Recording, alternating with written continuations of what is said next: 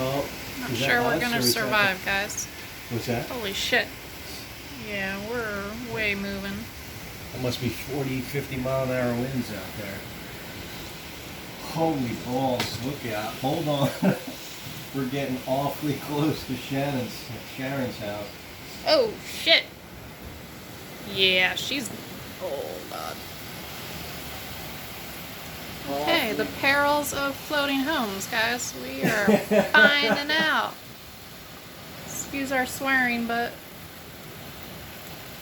Yikes. Wow, that's a sustained straight line wind right there, man. I'm scared. I'm getting seasickness. I know. Feels like we're on the ocean.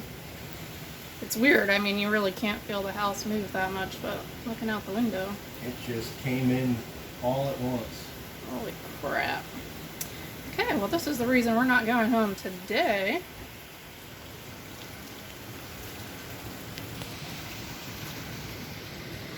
Ay, ay, ay. So I'll check the bedroom. Pray we make it through this, guys.